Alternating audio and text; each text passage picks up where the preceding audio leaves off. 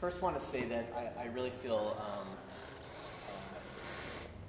greatly honored to be in your company, because I know, without knowing everybody here, that I'm in the company of people who have great courage, people who have experienced darkness and are committed to bringing light into places of darkness. And I know that that is very difficult and holy work. And so I really feel greatly honored to just be here with you. What I'd like to offer, and this really builds on what my friend and teacher, Rabbi Lisa, shared with us, are some what I hope to be really accessible techniques for accessing some of this beautiful Torah, some of this wisdom.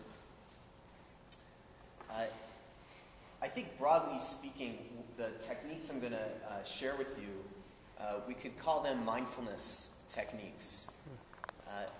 Mindfulness is not Buddhist or Hindu or Christian or Muslim or even Jewish. It's human.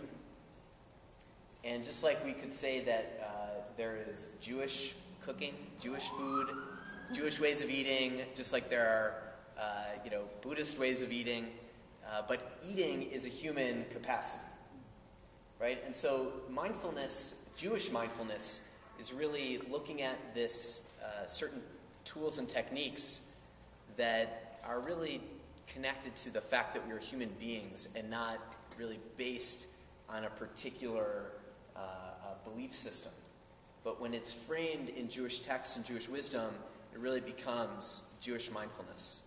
There's much more I could say about it. And even before I go on, I just want to say that I left some cards in the other room for the Center for Jewish Mindfulness, which meets in Chicago and the suburbs, kind of all over the place. And if you want to learn more about it, you can easily find us, and I'm happy to talk more about it, some other time. But I don't want to, I'm not interested in being like a meditationologist, right? I don't want to just study meditation, or even I don't even want to be like a Judaismologist.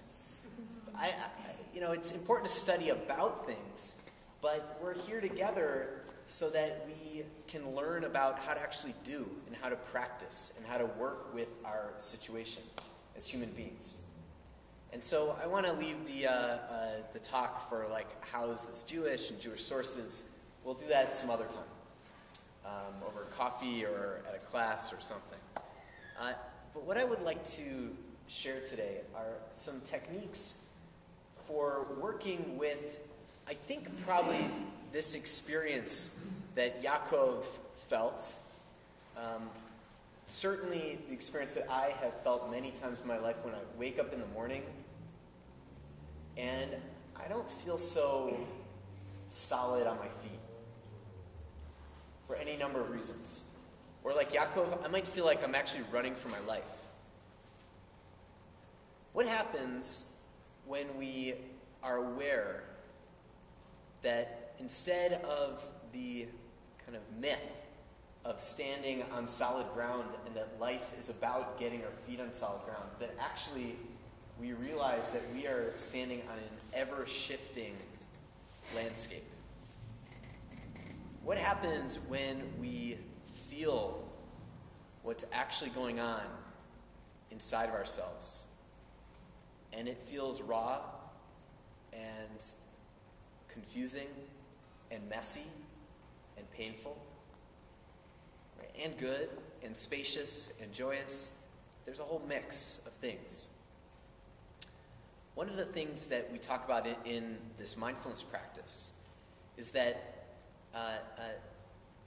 when we notice, or let me say it differently, we have the opportunity to pay attention to what happens when we feel like we are not standing on solid ground.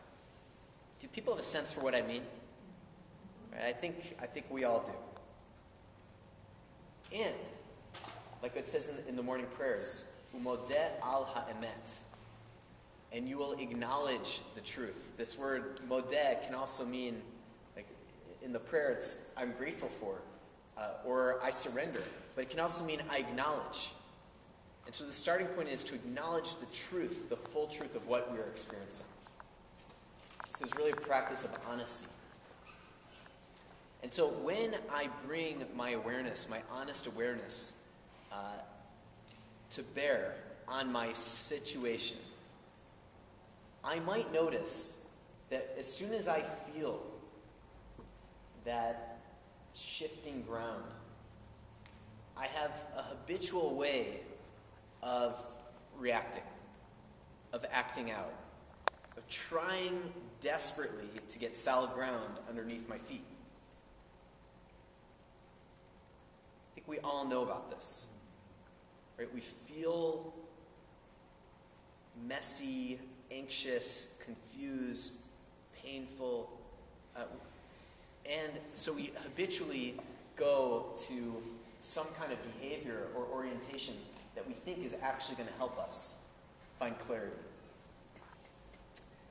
Ours is a practice that is interested in exposing, I think, the myth of clarity and certainty.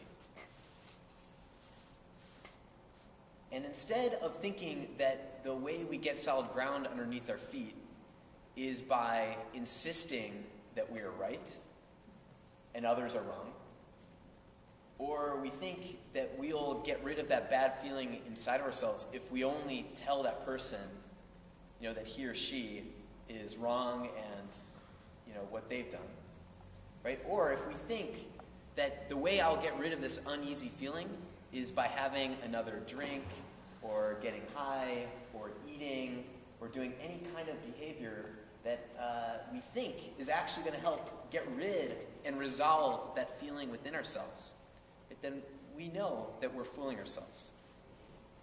And so one of the major primary techniques that we practice in mindfulness practice is about staying. Developing our capacity for staying with the messiness of life as it is. So it's not about kind of solving the messiness, but rather developing our capacity for being with that uneasiness and not acting out. Not just going into those habitual patterns that hurt ourselves and hurt others. And so there's actually a pretty simple, maybe not easy, but a simple technique for this. And this is the primary mindfulness technique. And it comes through paying attention to one thing. Maybe it's the breath. Maybe it's the physical body. Or just being aware of our bodies. Maybe it's sounds. Sometimes when I practice this, I will... actually, one of my favorite ways of practicing this is coffee meditation. Right? And it only takes 5 minutes. More time, if you've got it. Right? So the mindfulness technique, and I'll apply it to coffee meditation now. But you can do it on tea or water, juice, anything. Right? Is that we have one object of awareness, and we try to bring our awareness flush with what we are paying attention to. And as we're doing that, just with it, staying, very quickly, things will arise. Thoughts, stories, fantasies, feelings, stories about the feelings, feelings about the stories about the feelings. Right? I mean, how long? It's within for many of us, within a second that something will arise. No problem. No problem. That doesn't mean we're broken or that we're bad meditators.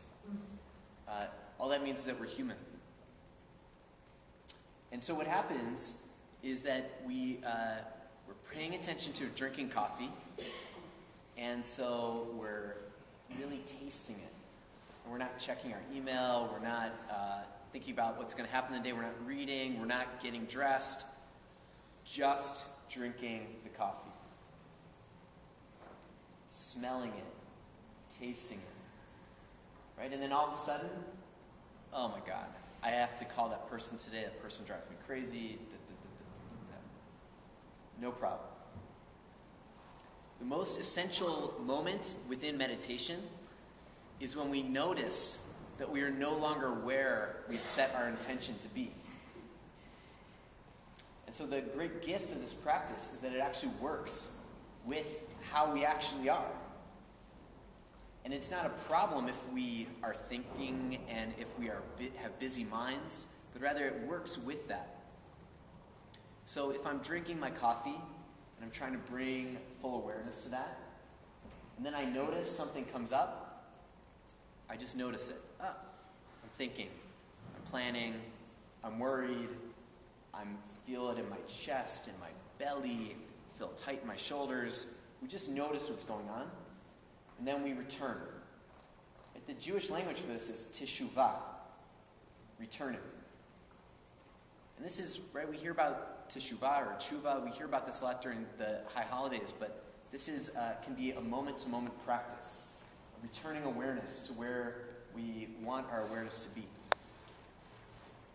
And so we just do that over and over again. Now, as we're doing that, we can notice a lot of different things. One practice that I have found especially helpful, and it speaks to this, what I mentioned when I began, which is this feeling of, kind of uneasiness, feeling anxious, is that I bring my awareness not to the level of the story, but to the level of the physical body. And so as I'm doing my practice, or as I'm walking around during the day, I notice what is going on in my body. Where do I feel tight? Where do I feel open? And one thing that we notice, if we do this enough, is that often there's a level in which we act based on kind of a story. Right? When I feel, when this person says this to me, and I get angry, it's because of this whole story. And that story is true. I'm not denying the story. But as opposed to, let's say, therapy, which is much more about kind of getting into that story and unpacking it and looking at where it comes from, this practice comes at it from the level of what's going on in the body. And one thing I notice is that if I'm having a conversation, you know those conversations that you've had a million times with the people that you're closest to, and you find yourself in these habitual patterns, right? Like my wife, there's certain things that we disagree about, and we may for the rest of our lives, hopefully for a long, long time, right? But you find how there's a kind of habitual thing that happens, and there's a story associated with it. She always wants this, I want this. I'm of course right, she's of course wrong. Right? Don't tell her that. So, actually, I'm pretty sure it's the other way. But what I'm talking about is when she says that thing, instead of going to my habitual way of responding, the invitation is to pay attention to what's going on in my body. Oh, I feel it. I feel that uneasiness. And so in this practice, we train in being really fierce or courageous, in staying with that which is uncomfortable. Because for most of us, maybe all of us, the habitual thing to do is to try to get rid of that uncomfortable feeling. And the ways that we try to get rid of the uncomfortable feelings usually get us in trouble. Because she says it, I don't feel good, and I think the way I'm going to feel good is by shooting back. But what would happen if she said it, and I felt it, and it felt raw, it felt uneasy, it didn't feel good? and I could soften around it. Or I could just breathe and let that feeling be there without needing for it to be other than it is. Right? This is a practice of freedom. It's a practice of Yitziat Mitzrayim, of leaving our narrowness. Because the more we become equipped to not be reactive and to respond with wisdom and kindness and clarity and compassion, the better off we'll be, and the better off the people around us will be. And so, what I really see this practice doing is it gives me tools for working with what I have to work with. And for me, I think this issue of growing in my capacity to stay with what is, as opposed to trying to get rid of it, or solve it, or fix it. Right? To reach a clear resolution. Right? That is, I think, really incredibly worthwhile. Are there any questions? Like I said, this was kind of like very, in the short amount of time we had, I just wanted to give you a little taste of what I'm talking about. And if it's okay with you, what I'd like to do is take one more minute. And what I'd like to do is to just sit in silence together. And as we sit, you don't need to worry about the kind of meditation I do is not at all interested in blissing out and kind of leaving the world. It's more about going more deeply into this world and into my experience. And so you actually have exactly what you need in order to do this practice. Right? You have this body, you have this moment, you have the capacity for just being awake and aware to the best of our ability with this moment. And so what I'd like to do is just take a minute together after I stop talking, which I promise will be soon. And to just breathe and notice what is alive in our bodies right now. What do we feel in our bodies? And just notice, is there an impulse to try to resolve the feelings that we have in our bodies? And if so, no problem. Just return again to this moment, to this breath, to this body, to see if we can really just be present with where we're at right now, with love. So we'll sit together.